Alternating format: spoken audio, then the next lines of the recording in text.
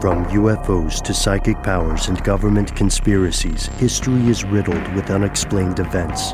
You can turn back now or learn the stuff they don't want you to know. A production of iHeartRadio.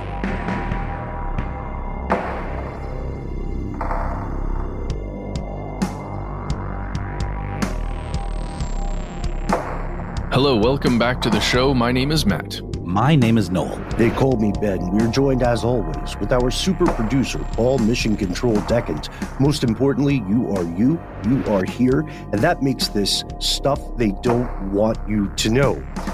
Here's a question. Who doesn't want to belong to something bigger than themselves, whether it's feeling like you belong to a family, to an organization, to a religion of some sort? For most people, this is a fundamental primal drive, and there's a bonus. It's cool to be a member of something bigger than yourself, but it's even cooler to many people if the thing that you are a member of is exclusive, if not everybody can be as special or as enlightened as you. That drive is a huge problem with the world today. The intrigue of it makes you feel alive. It's the basis of so many works of fiction, including things like, obviously, as you'll see when we explore today's topic, folks, obviously The Game, the 1997 film with Michael Douglas, and of course, the fantastic Foucault's Pendulum by Umberto Eco.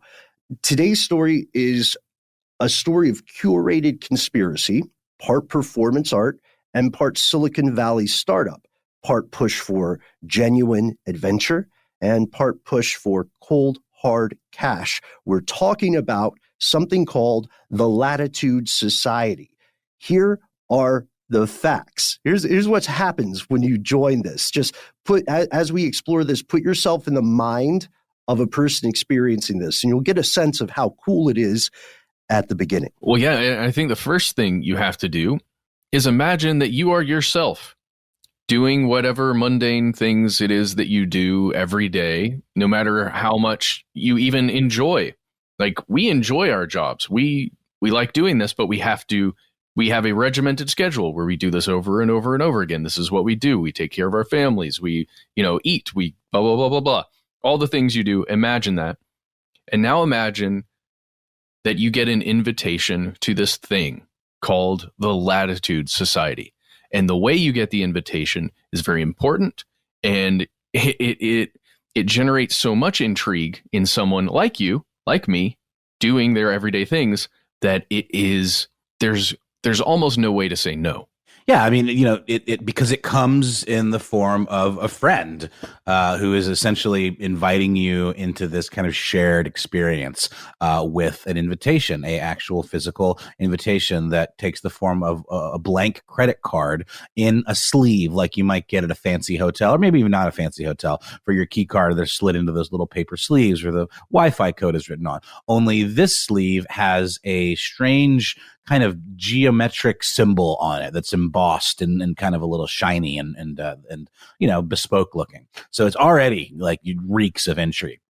And you pull out the actual card, and it looks like a blank credit card. There's a website, there's an invitation code where when you flip it over to the part where there would normally be like the signature, it says absolute discretion, which is sort of a buzz phrase that we're going to hear repeatedly in this story. It's almost a mantra: absolute discretion. Once you go to the website, you enter your code, you get a selection of different appointment times, and you lock yours in. Then you show up to an address in the Mission neighborhood of San Francisco.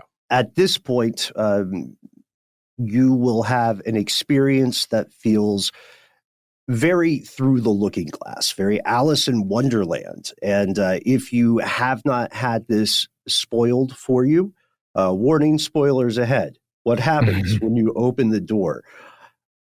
The website for this organization has a kind of decadent description of this, saying, "Through the door and behind a thick curtain was the flux chamber, an automated hallway with only one way through. Down a wooden slide at the base of an ornate Victorian fireplace mantel, awaiting the visitor at the bottom of the slide, was a lobby area with one red neon sign reading, 'Shh.' and then 3 doors. So you have, you know, you already have this really cool, almost David Lynchian vibe. Whatever door you choose, you'll go through an increasingly narrow passage surrounded by all the walls are padded with black carpet, and this is called the dark maze.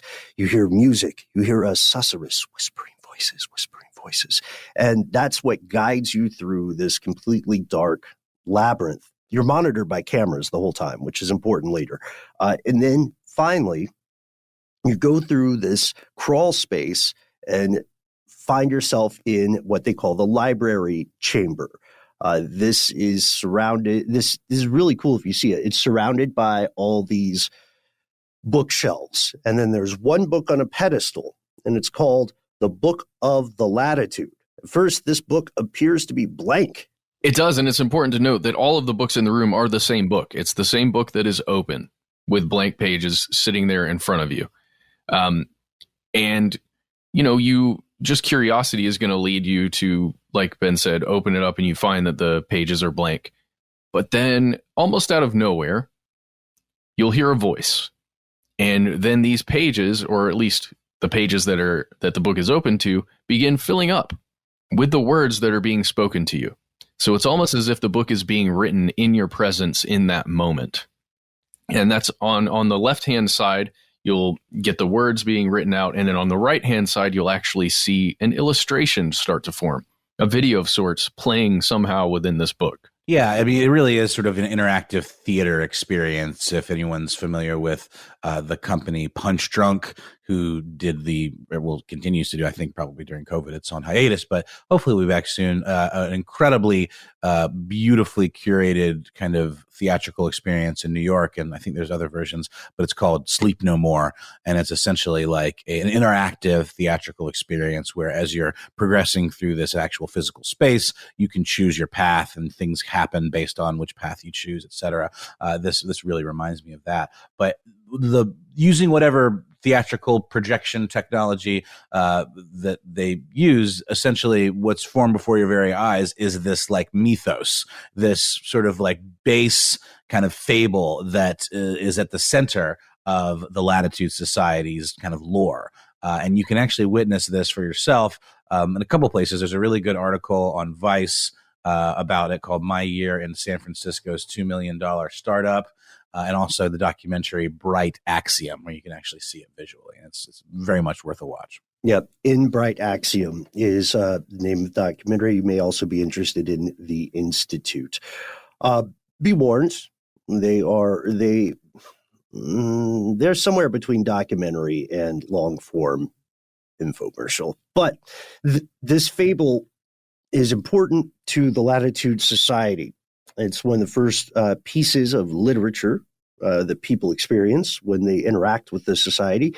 It's often recited before new adventures or new society meetings, which they call praxis. I want to point this out just before we go any further, and I just want to make sure everyone understands. Everything we're describing to you here, these are physical experiences. This is not some virtual reality thing. This is not some web-based experience that you're going through. You are physically going through those doors, down the slide, looking at this book, filling up with pages, hearing this fable for the first time. It's all real time, you just experiencing it. And then after you have experienced this fable, you are sent off on something similar to a scavenger hunt. You're on a mission in the mission. You do things like go to a bar and have a coded conversation with a bartender, and you get this special coin, and you end up using it to participate in an arcade game, which leads you on to another experience. It's all very just so. This entire thing is an introduction to the Latitude Society. What is the Latitude Society? Well, it is a self-described secret order dedicating itself to expanding human consciousness, and it's vaguely locked in a conflict with forces of darkness who are trying to stop the society from growing and expanding and sending their message out. Pretty exciting, right? Pretty exciting way to moonlight. So what happens? Once you pass this first adventure, you are inducted as a full-time member, and you get access to something called the Night Book. The Night Book is like a social network platform. And this is where people get together and they try to decipher the various mysteries of praxis and philosophy.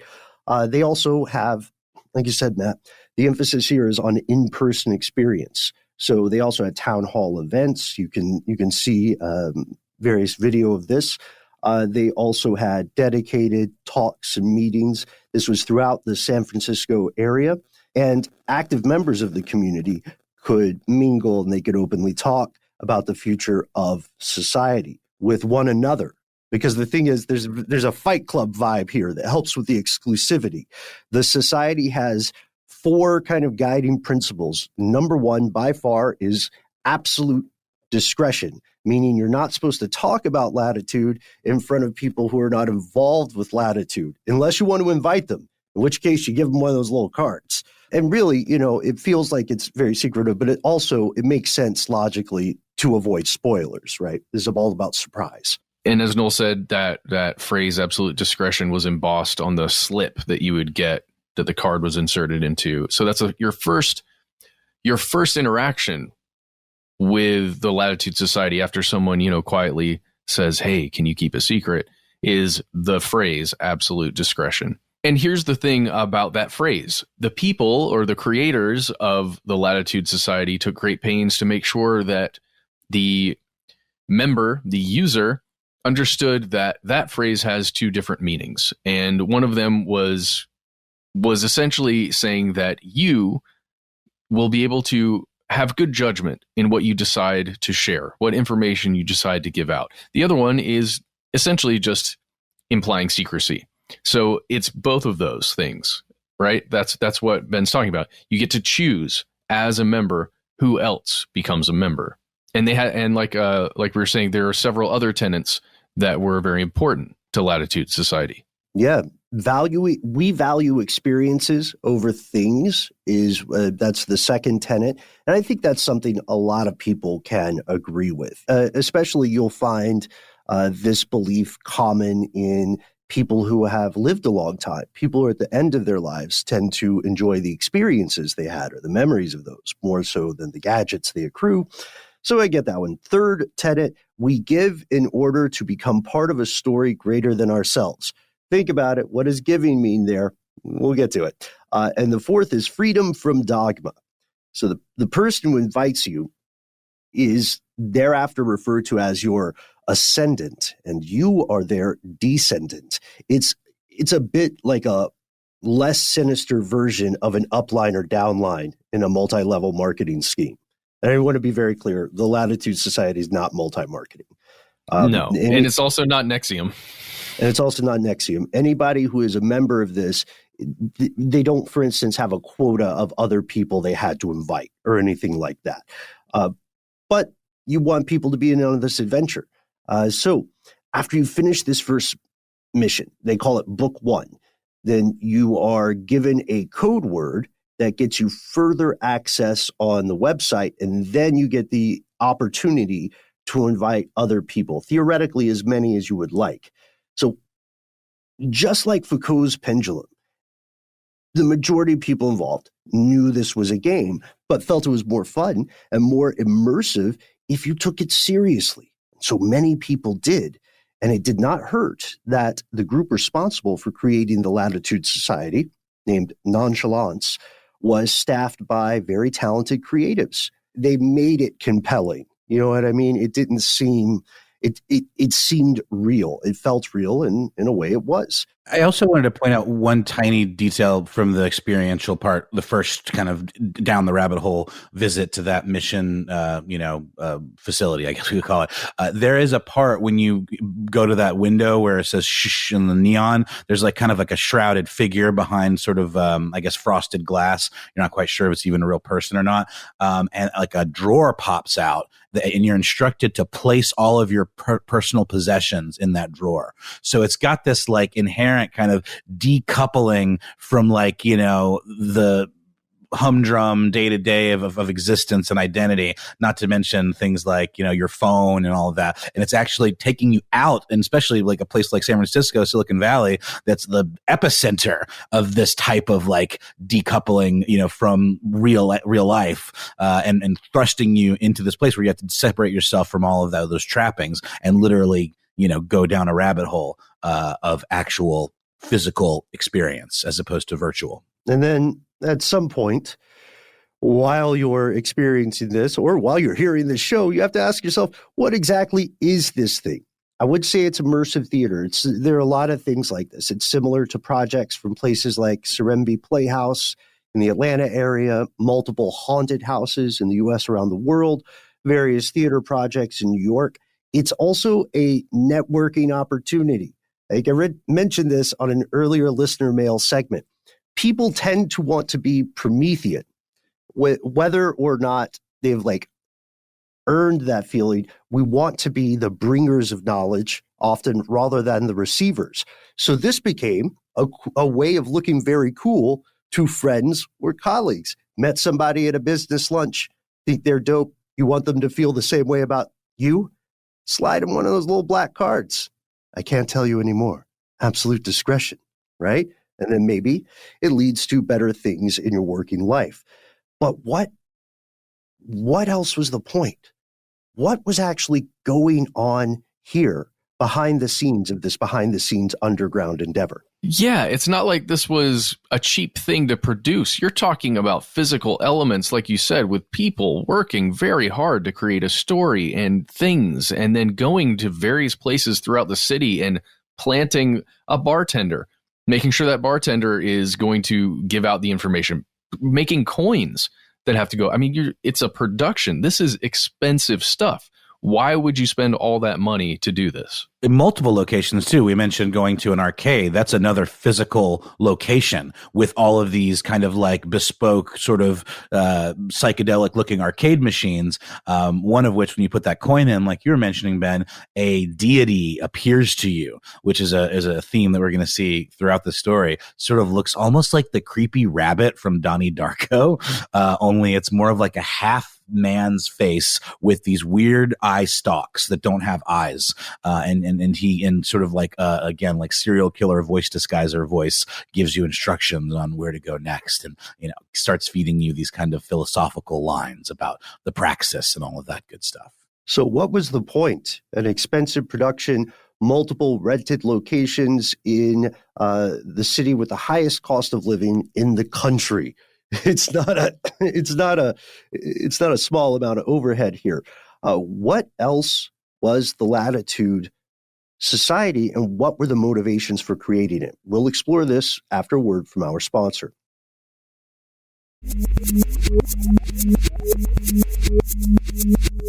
Here's where it gets crazy. To understand the Latitude Society, we have to understand the organization I mentioned earlier, Nonchalance, along with two people, Jeff Hull and Kat Meller. Jeff Hull is the company's founder. He started Nonchalance in the early 2000s. Kat Meller was one of the primary employees, and there were other people. It takes a village, right, to make a conspiracy. There were artists, community engagement experts, various engineers. The money for this came from Jeff Hull directly. He gave $2 million. We came to find out, or that's what's believed, that he gave $2 million to get this thing started. How does one end up with $2 million such that you say, I want to make a weird conspiracy? A good way to make $2 million is to, have money given to you through your family. We've talked about wealth in the United States and countries throughout the world that have a long history, and how one of the best ways to just become filthy rich is to get it from people who came before you in your family. So there's something that happened with Jeff Hull, his father. He created an incredible company that was valued just under $500 million. And it was sold to Goldman Sachs in 1999 for $531 million. And maybe that's how he got that $2 million. But at least according to Jeff, in response to that Vice article that we mentioned before, he states that he actually made his wealth, or it began his wealth, working for his father's company before it was sold to Goldman Sachs. And that he became a partner when the firm was acquired by Goldman Sachs. So mainly, and he wrote to the SF Fist, and then, he wrote the same message to Vice, as you said, where he was taking issue primarily with the implication that he was a trust fund kid. And he said he found it belittling, which is understandable. It's not a phrase. I don't think it's a phrase a lot of people use to self-identify. You know what I mean? No, it's also inherently dismissive and unfair. People that are fortunate enough to be in that situation, it's one thing if you just lean on that money and do nothing, or just, live some opulent life of privilege where you don't actually contribute anything. But I would argue this is an example of taking that privilege and converting it into something interesting, which I think is, should be applauded. Mm. Well, the Latitude Society is not the first iteration of this that Nonchalance has done. They tried something earlier called the Jejun Institute, which I think is a cool name. That's what that other documentary, The Institute, is about. This was a similar theme. You're crossing through the city of San Francisco on kind of a scavenger hunt, immersive adventure game. But here's the secret. Here's the secret to this secret society. And it's something that some of the ascendants and descendants did not care for when they learned about this. The Latitude Society was not just an artistic statement. It was a business, and in theory was a very smart one. Hull was thinking in terms of a theme park of the mind, I would say, is a fair description. Do you think that's a fair description, guys? I think it absolutely is. And also this push-pull between pure artistic expression and creativity and making money is like tale as old as time, right? And so many brilliant artists are very bad business people. And it's interesting when you see that kind of like that, I guess, conflict. There's another interesting kind of group that reminds me of this called Meow Wolf, and there's a fabulous documentary about them, and it started off as this collective of just like-minded weirdos in Santa Fe, which has kind of a stuffy art scene that's like very exclusive in that everything is very expensive, and kind of boring, and like these kind of like scene kids like who were into like DIY punk type shows and weird music started this group to kind of be a counterbalance to that. But it became so successful, they started getting investments from folks like George R.R. Martin, and essentially turned it into this giant business. Some people were less enthused about that direction than others. And I think that's what we're seeing here. Yeah. The weird thing is there's this intense dichotomy between what was presented internally at Nonchalance and what was presented to people who were participating in this artistic endeavor. The idea is that they would one day be able to it was startup thinking, right? Like, let's get it going. Let's prime the pump as much as we can. Let's go hard on the paint, and eventually we will monetize this. We will make it self-sustaining. Hull said the vision was to create an immersive narrative experience that rivaled a theme park ride in production value, but was embedded into the urban landscape of San Francisco. And they had a deck or a PowerPoint. And when it was presented internally, it was a, quote, growth-oriented business model with an identifiable product and service. So they were definitely talking turkey behind the scenes. It would not be easy to monetize this. It would be a tall milkshake because the society was, as you said, Matt, a hugely expensive endeavor. We're talking about even not talking about renting multiple properties in a very expensive urban area. We're talking about technical design, hours of work, ideating and assembling this stuff, these elaborate, ornate spaces. It took 3 years to build that first place, which really does have like this wooden slide. It's crazy. And when they finally opened it to members, people weren't sure how to react. And it's pretty impressive, too, that they did this for 3 years without spilling the beans. But again, the price tag on that according to former employees of the organization, was a cool $2 million. And here's why a lot of people got turned off. We're talking about money that was started as investment, but how did they plan to monetize the user experience? If we want to just keep being soulless and corporate about it, once you got invited, once you were in, and you did the book one or the first mission, first adventure, then we said you could theoretically invite as many people as you wish. That's because the invitations were sold to you on a per card basis. So let's say you're Paul Mission Control Decant, you want to invite some friends. You want to invite your pals, Matt, Noel, and Ben to this adventure. Then you pay $25 a card, but later that was raised to $32 a card. And then you look around and you see on this website, there's all kinds of stuff you can buy. Very, very weirdly specific. Oh, absolutely. And that's why I think it's interesting that people got so out of shape, because this is the deal from the beginning. It's a closed website where you can't even log into it until you get that card with that unique code. And then once you go through, like you said, Ben, that book one experience, that's when you get access to what's called the marketplace. And you can buy shirts with that slogan, absolute discretion, which the author of the Vice article found very ironic, which I think is sort of the point. It's fun, the idea of buying a T-shirt that says absolute discretion. And yeah, that's right. You buy these cards, you can distribute them to whomever you wish, and then doesn't that make it kind of like a pyramid thing where you kind of like you buy one, you get it, and then you buy more, and then give it others, and then they give it more, and it branches off? I guess not really. It's not. Yeah, it's a little different. It's not certainly not taking advantage of folks in the same way. Yeah, because you're not making money from the cards that are sold after you. That's right. No, you're absolutely right. And like like I was saying earlier, even though they have some language that's reminiscent of MLMs, there's not a baked-in quota. No, you don't get in trouble if you don't get 20 people per month or something like that.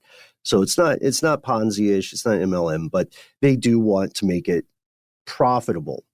The thing is, when you're talking $2 million, and you're trying to recoup that based on the sale of T-shirts and pendants and invitation cards, you're looking at a very large, a nearly Sisyphean hill to climb.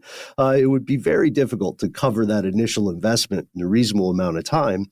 Some journalists estimated the math. They said, okay, we think over the span of the Latitude Society during its heyday, maybe 2,000 people were given cards and participated in some part of the initiation. They went to the website, they never showed up to the place, or they showed up to the place and then they left and just didn't pursue the rest of book one, or they did the whole first book and then they said, okay, that's it. That was a great weekend, but I'm done. If 2,000 people did this, they participated in some way, then that means the most revenue from that part of the business that Latitude could make was about $60,000, which is cool, but it's not $2 million. And so later they did something that teed off a lot of the existing members who were very into this adventure in society. They instituted an annual membership fee. It was over $300. It's still less than a Burning Man ticket. People are quick to point out. But people were like, what is the mission of this changing? And to the participants, it felt like maybe it was, but to the creators, no, this was just a further pursuing the original plan. I think it's almost like they started, the members started taking things upon themselves because they really the Vice article is, I think, the most straightforward. Like the film is interesting, but it almost has an agenda a little bit. Like it really, like you said at the top end, it almost feels like a weird kind of commercial for the thing, and it feels like it has a little bit of an agenda. But the Vice article is from the perspective of someone that goes through the whole process, and what ends up happening is this person starts wearing that absolute discretion t-shirt and using it to identify other people who have done the experience in the wild. And then those people start connecting with each other on like forums. Then they start actually doing kind of little, gatherings that are sort of, I guess, not sanctioned or whatever. I don't know if they need it to be sanctioned, but they really do start to form a community around the lore and around the whole experience of this thing, again, because it's almost like a religion at that point, or it starts to at least have the sense of community that a religion can have at its best. And so I think those people who really start to get a real value out of this in their lives start to see it becoming, quote unquote, becoming more commercial. Maybe that's where they start not digging that, because they feel like it's taking something that's very special and personal to them and, bastardizing it in some way. But again, to the creators, this is what they've had planned all along. So is it really them doing anything but what they already kind of set out to do? Yeah. And the writer for Vice, Lydia Lawrenson, she had quotes from several members. I don't want to spoil anything. She had several quotes from members who were talking about this very thing, like why the money, why is this happening? And one of the big takeaways is that this felt to them like a gift that they had been given. Like someone handed them a free card, then they got to go through this experience, and then they got to choose whether or not they paid for anything, right? Now they were being told that they had to pay. And it was like a gift became a burden, essentially. But I'm sorry, what had to pay in order to continue doing what? Going to these things, like they were doing real world events. So those were official events. There were official events, but then also just little gatherings of members privately. Right. Similar to a less sinister version of squirreling in Scientology, which we can talk about a little bit later. But squirreling is a Scientology term for when someone takes what they describe as L. Ron Hubbard's technology or tech, and they use it in an unsanctioned way. It's similar to maybe the way that the Catholic Church in days of old looked at Protestants. You know what I mean? Like, hey, you're taking stuff that we both know is true, but you're doing it the wrong way. You're doing it the way like the film industry looks at pirating movies. You know what I mean?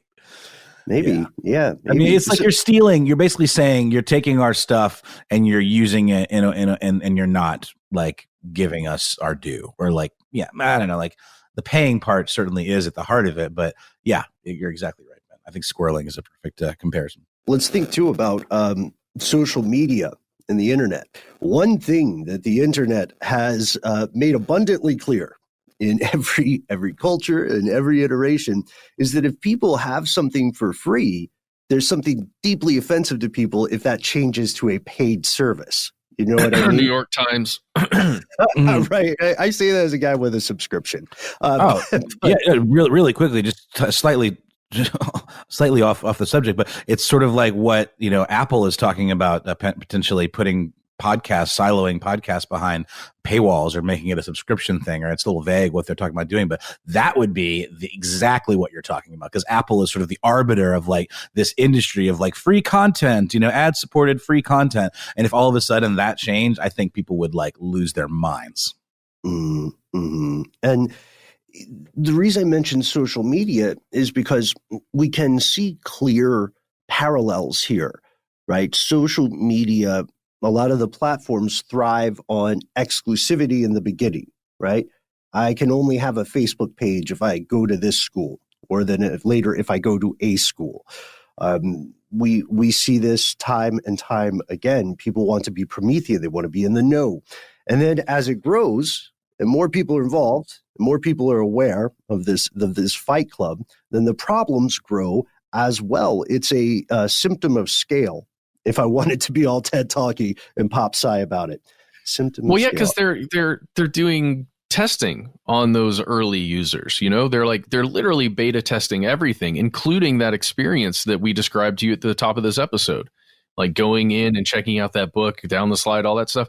They're testing to see how people react. And it's very, very helpful to keep it a low number. and how effective like it is in like making people want to continue on. You know what I mean? Like that experience, that first pop is what really gets you, you know, kind of converted almost, right? Where you're either like, wow, this is something really special. I was given this gift. They had to really tailor that experience to get the exact right kind of, you know, punch to make people feel that way. And imagine how cool it is, just objectively, how cool it is if you're, say, at a bar somewhere, let's call it the Sycamore, and you're rocking your absolute discretion tea, and then you're just hanging out, and you see somebody come in like furtively and have a weird whispered conversation with the bartender, and they get this coin and they turn around and they see you and their jaw drops and you're like, ha ha, I'm one of them. Like, people love that stuff. That's why you have all these coded signals that, like, when we did our episode on secret languages, right? A city and a society speaks to itself in an ecosystem. And I guarantee you that on any given day in a city, there are people who are subtly communicating to one another right under your nose in one method or another. A signal by something signaled by a piece of jewelry, a particular piece of clothing, etc. I think it's so cool. But you guys are right. People had problems with this. Like a guy named Thomas Lotz, who was speaking with Lydia Lawrenson over at Vice, objected because he felt the monetization was a blow to the things about the society that were important to him and his colleagues. It gave them meaning. It seemed like there was a space where they were coming together as a community in a non-performative way. He felt like there was a genuine connection, and they were taking dedicated time to reflect on ideas. And a lot of these people are in, very stressful day jobs. They're very go, with high stakes and stuff. So the idea that you're hanging out with people and it's not about a work thing, it's just hanging out with people because you like hanging out and you like the stuff you do together, that's a beautiful feeling. And that seemed very meaningful to people. And they liked being in a secret society. There was a story. We're part of the story. We're the audience and we're the author. That's amazing. But you'll notice, astute listeners, we've been talking about the Latitude Society in past tense. Why? We'll tell you after a word from our sponsor.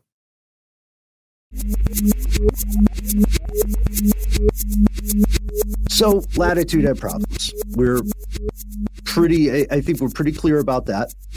And the thing is, people agree on what they like about it, but then they disagree on what they didn't like. As Jeff Hull put it, his number one problem that he saw people having is that people weren't sure how to interpret this, how to digest it. He said the Latitude Society may have served multiple purposes, but ultimately it could not be all things to all people.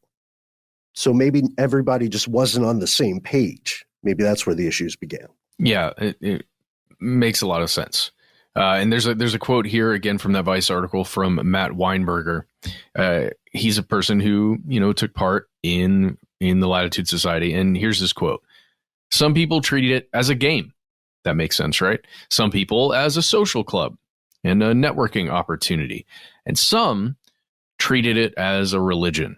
And he mentions that at some point there was a Reddit thread created by, someone who had heard about the society and then joined. And then this person who created this thread believed they joined a cult. So they took it very, very seriously and laid out a lot of the things that were not supposed to be spoken to non-members. And this person, Matt, is saying that it kind of spoiled the fun of the society itself after everybody knew what it was, or at least a certain number of people. And here's the other thing. Latitude wasn't just a business. It was a genre of business that we will call a startup. Startups have different rules. Startups have a very high rate of attrition. Startups can do enormously wonderful and disruptive things. They can also fall flat. They're risky. Like a lot of startups, nonchalance did not seem to have a very clear focus in the opinion of observers. And they just ran out of money for the Latitude Society before they could finish the overall arc of the story they wanted to tell. The founder himself estimates that the daily cost of the Latitude Society, just keeping the lights on, keeping the rent paid, keeping the weird coins in circulation, that was $3,000 a day. Yeah. And apparently they didn't even have a very, let's say, developed business plan, or well, not business plan, but they weren't keeping books particularly well. They didn't have some of the most basic kind of bookkeeping sheets that you would have to have, especially with an operation this expensive in a city as expensive as San Francisco. Any business, startup or otherwise, keeps something called a profit and loss ledger, which allows you to keep track of the comings and goings of money. You got to spend money to make money, but if your losses outweigh your profits, that's not a good look. And this could well be an example of, one of the, I guess, luxuries or privileges of being independently wealthy and sort of doing this like as a personal project, not being super meticulous about the bigger picture of the finances. Yeah. There's something a little bit aristocratic about it. I could see critics taking that stance. I'm always reminded of, there's an Italian publishing house that I really love. I respect the books they put out, and they're called Rizzoli. And I believe it's Rizzoli. The owner is was this old school Italian aristocrat. And I was reading an interview with him where one day he just decided to build a hedge maze, like a huge hedge maze, and invite his friends over. That's the kind of stuff that most people can't do. You know what I mean? And now we have to ask ourselves, to your point, Noel, is the perspective then for this person, are they just thinking, I am creating this thing that I want to give to you, and the only reason money becomes involved is because I want to make it a thing that can stay around, instead of something ephemeral. But at $90,000 a month, these conversations have to happen. So there were a couple of ideas on how to stem the financial hemorrhaging, and one of those was, let's stop emphasizing physicality. Let's move entirely to virtual reality. And that's a bummer. That also makes me love your New York Times example, Matt, because we've seen so many print publications say, okay, we're going to go entirely online. We're going to keep a subscription fee. And so for people who have subscribed to a paper and received a physical copy for years and years and years, they feel like they're getting robbed because they don't have the thing. And this is an even more extreme example, I would argue, because the entirety of the focus of the Latitude Society was in-person adventure, a very clever type of augmented reality. That's really what's happening. So of course, folks are going to push back against this. And there's another article by a former member called, the author's name is Caveat Magister, and Caveat compares this again to Burning Man and says that the exclusivity of the Latitude Society may have gone too far, leading to that practice that Scientology would call squirreling. And there was a really, I would say, inspiring organic thing to happen. Active members were like, I don't really need to do the official experience, and I don't really need to worry about my ascendant or whatever. I've met some people. We can just hang out. We can do our own thing inspired by this. I don't think there's anything wrong with that. It's kind of like, at some point, if you're a fan of Legos, at some point, you don't worry about what you're supposed to build from the box you buy. You just build your own stuff. They're still Legos, and you're still having a heck of a time. I just say, I don't see anything wrong with what these folks are doing. And by this point, of course, yes, they're paying 300 something a year for a membership. Yeah. And of course, the push to then have a membership whittled away at the membership. very quickly, immediately. And that's obviously a problem if you're trying to build a user base, essentially, like a startup does want to do. Now, we've got some other criticisms from people here about the Latitude Society and what was happening there. And a big criticism comes from someone named Rebecca Power, who was known by the writer of that Vice article that we discussed there. And she didn't have a great experience, essentially, going through it. And it started on that book one experience where, she looked at the book and everything, because she was contacted almost immediately after that by the person that invited her to the society. And he stated something a little strange.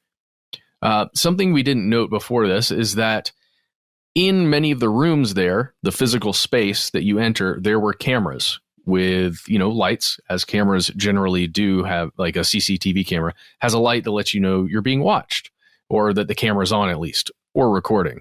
And he mentioned to her that, I was watching you when you went through the fable, when, you sat down and you got that book read to you.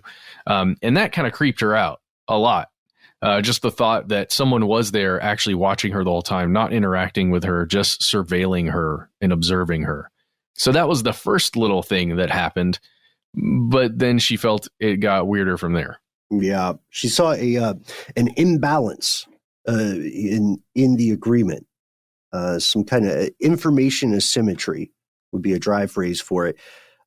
You do have to sign this terms of service thing, right? But as Rebecca Power found out, there wasn't a formal procedure for releasing yourself from it. And she said, I know the employees are monitoring us, but who is monitoring them? And there's another... That's such a good point, Ben. I totally forgot about this. That's before you even set up your appointment, right? When you sign that. So you have no idea what you're signing up for, and you're just going to put all your info in there. Exactly. And there's that detail you mentioned about being observed is so creepy, because she found out in this Facebook message that the person who invited her had been watching her the whole time. So she got spooked, and she asked that the group deactivate her membership. So this is where we get to the Foucault pendulum has the performance become real point. She says, when I left, I became a security risk. People I knew made vague threats that I would regret leaving or talking about it. A roommate of mine stopped telling me where he was going when he left the house. Friends I trusted contacted me and played stupid about their own involvement in order to suss out what I knew. That's wild. Imagine you imagine you go to Disney World and you're supposed to spend a week there, and you go for a day, and you're like, all right, I'm not going to go. And then you you go home early, and the next day you get these weird calls and messages from your friends who are like, better not talk about Disney World. Better keep your mouth shut. The first rule of Disney World is you don't talk about Disney World. Yeah. I don't think those parks would function that way if that was. I love it though. It's like the. I'm not going to do the voice. I have this Mickey Mouse thing in my head. He calls you late at night. What's wrong, Ben? Do my voice, Ben. Come on. Although, isn't there that secret members only club at Disney World? Yeah, that's a thing. It's semi-secret, Yeah. But it's supposed to be nice. The menu seems cool. I want to stay on Rebecca Power just for a moment. So one of the other things that she really didn't like there is that she went to an actual gathering, one of these things they call praxis or praxi, and someone there essentially doxed her. Not really, but just, mentioned they knew what she did and knew who she was, but it was said aloud. That's one of the main reasons that she left. And the really interesting thing about Rebecca is that she continued this kind of work afterwards. She started a thing that had a different name at the time. It's changed names, but now it is called Hoax, Hoax.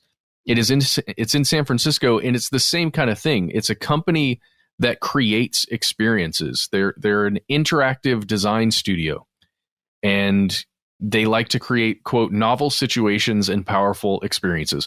So same kind of thing. She continued on to do that stuff just outside of this other group, nonchalance. That's a very good point, Matt. So now we're reaching the end. We talked in past tense. You see some of the problems. Some people are worried about their own privacy. Some people have what they feel are ethical objections to the business model.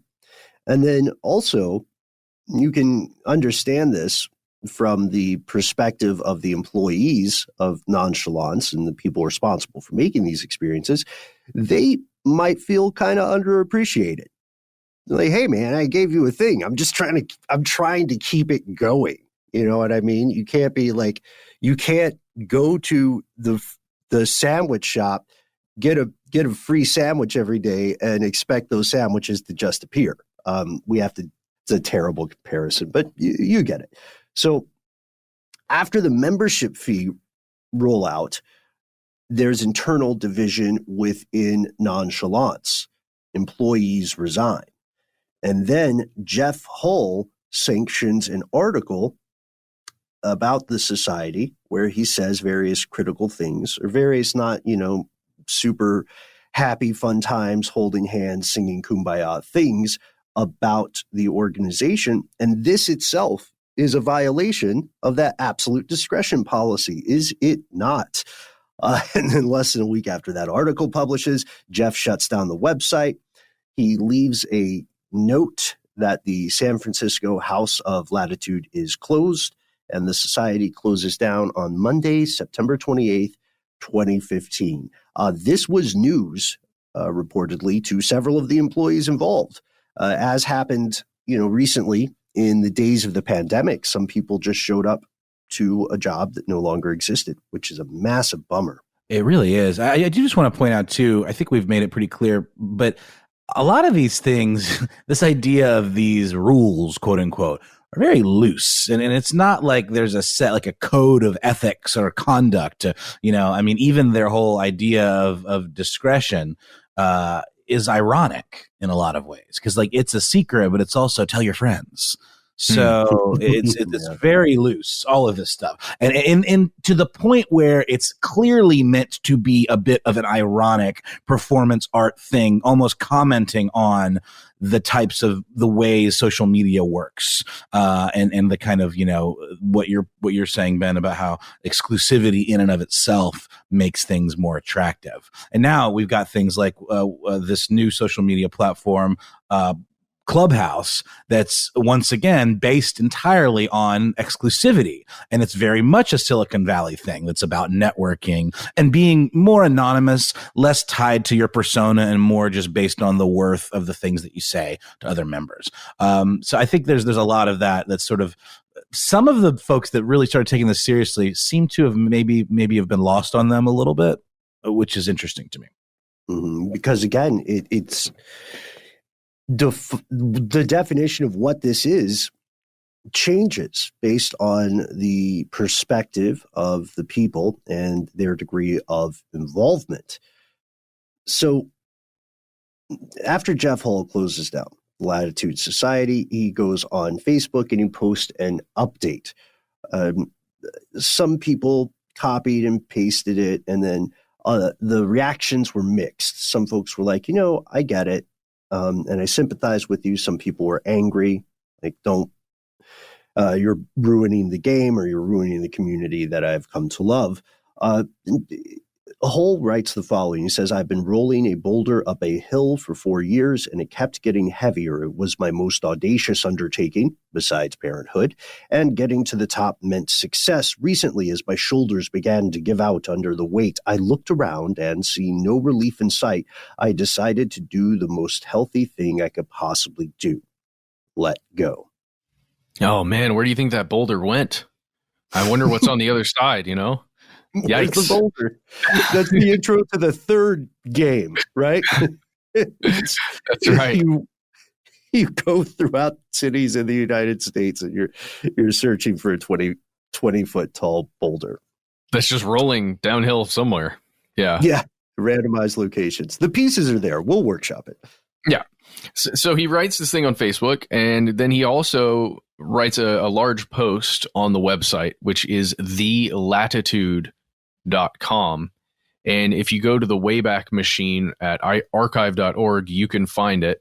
It's https://thelatitude.com/book/1. And if you put that in, you can find this thing that he wrote called Epilogue from the San Francisco House. And you can get a lot of the info in there. And you can really read at least Jeff's version of events and how the whole thing ended and why.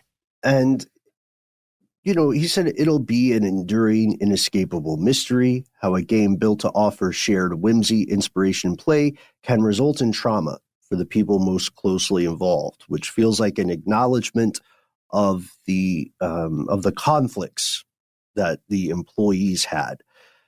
On the night the society closed, about 100 people went to a local bar that's important during that first mission, the Sycamore, which I mentioned earlier. And they got together, they commiserated. I believe many of the former members or people who met one another through this remain friends today, which is awesome. It's sad that it was an abrupt end to such a bold endeavor, but again, people still remember their times, their experiences in the group. It left an impression. And, like to your point about Rebecca Power, this is likely not going to be the last thing of its sort. Because I don't, this is just my opinion here. I think this stuff is cool. I like the idea. As long as no one's getting hurt, full speed ahead. But what do you think? What can you guys glean from this? Would you participate in something like this if you got a mysterious envelope? Or no, it would need to be better than an envelope. What would it be? Dude, if I got a credit card like that, I'm going. I mean, I'm there. Please break me out of this thing a little bit. On nonchalance.com, nonchalance.com/about, you can read the mission statement, essentially, of Nonchalance. And this is the way it starts. Picture in your mind a cartoon character sleepwalking. Now, it goes on to talk about this thing that they call divine nonchalance. This is this concept that the sleepwalking character somehow moves on through the city without ever getting hurt somehow, because they're just casually walking, even though they're asleep, and nothing has hurt them just by chance. Really, what this is speaking to me, whether they're saying it or not, is imagine that we are all just sleepwalking in our day-to-day lives. And what they are going to do is break us out of that, if only momentarily, with these kinds of experiences that they're creating, like the Jejun Institute, I think, the thing they created, which is could be a whole other episode, or just, something for you to check out on your own that we won't spoil here. It's worth your time. It's fascinating. Because we definitely spoiled the Latitude Society. Yeah. We definitely spoiled that part. But the efforts put in to changing people's minds slightly, to getting us to think a little differently by placing us in what they call a genuine space and giving us, a user, an experience like this, I think that is genuinely worthwhile. I think you can create great change in an individual and a group of people that way, and it could be highly positive. But it could also be really dangerous, because it feels like the same thing that NXIVM did, but with nefarious goals at the center of it, right? And with any cult that started, it's the same kind of thing. You're going to give somebody a little different experience, and you're going to try and change the way they're thinking a little bit, remove part of that identity that's kind of weighing them down every day. And in this case, instead of shaping them to then just constantly fund money, which they kind of did at the end there, right? Like a startup. It wasn't that crazy, right? I don't know. To me, this feels positive. Yeah. I think we're all kind of on the same page there. Like it does feel like overall, in principle, these are cool things to have in the world. Bust out of the matrix. You know what I mean? Hack your cognition and your perspective.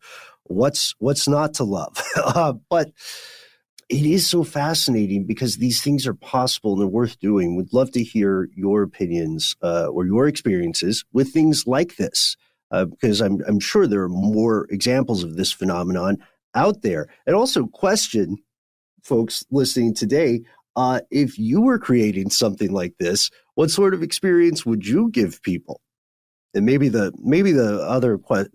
other side of the coin here is, when do endeavors like this go whoosh, whoosh, too far? Let us know. You can find us on the internet. We're on Facebook. We're on Twitter. We're on Instagram. We like to recommend Here's Where It Gets Crazy on Facebook if you are a Facebook user. We also have a phone number. If you do not skip the social medias, you can dial us directly. That's right. We are 1-833-STDWYTK. 3 minutes is the time you shall have to leave your message. Please let us know if it is okay to use your message on one of our weekly listener mail episodes, and let us know what to call you or not call you, or if you want to be completely anonymous. We are absolutely cool with that. That's right. Call us and let us know the kind of experience you want to give people. I think I told you guys about the interactive cannabis / hallucinogen facility I want to create, right? Yes. We've talked about that before. Yeah. I'm on board. I have elaborate plans for that. And one day it's going to happen. So if you're a Jeff Hull-like individual and you've just got $2 million, $8 million lying around, hit us up.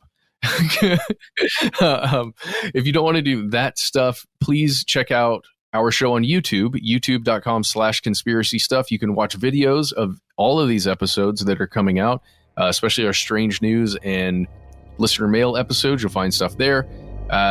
Check it out, like and subscribe as you do if you're down with it. And if you don't want to do, and also, hey, why not leave a review on whatever podcatcher you use to listen to this show? It would be great just to see any and all of those. It helps the show more than you know. If you don't want to do any of that stuff, you can always reach us the good old-fashioned way. We are Conspiracy at iHeartRadio.com.